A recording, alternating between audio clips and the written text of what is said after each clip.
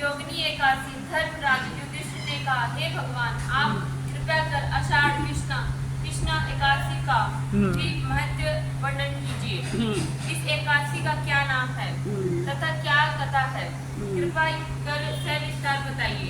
श्री कृष्ण भगवान ने कहा, हे राजन, अतः आषाढ़ कृष्ण एकादशी का नाम योगिनी है। इसके व्रत से साधक के पाप नष्ट हो जाते हैं। यह इस परलोक में सुख और परलोक में मुक्ति देने वाली है। यह तीनों लोकों में प्रसिद्ध है। मैं तुमसे पुराणों में वर्णन की हुई कथा कहता हूँ। इससे तुम ध्यान पूर्वक सुनो। ठीक है।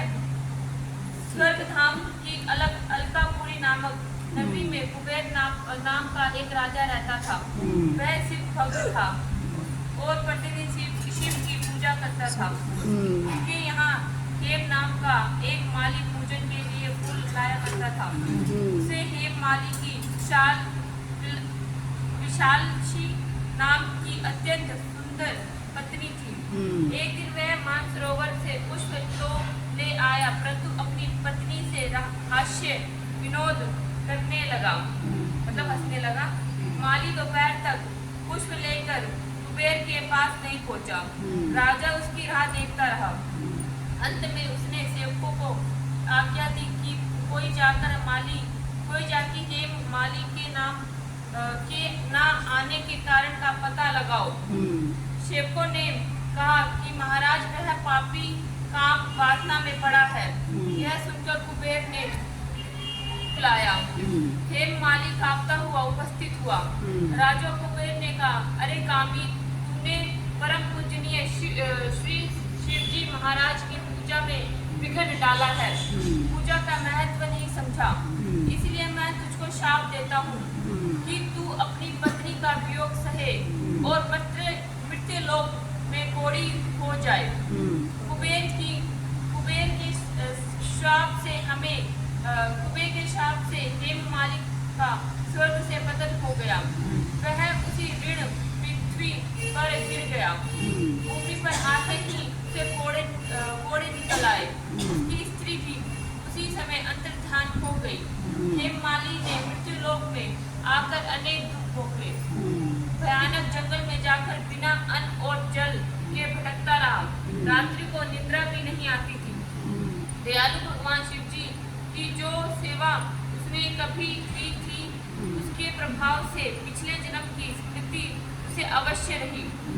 घूमते घूमते एक दिन वह मार्कंडेय ऋषि के आश्रम में पहुंचा। आश्रम ब्रह्मा की सभा के सम्मान रखता था।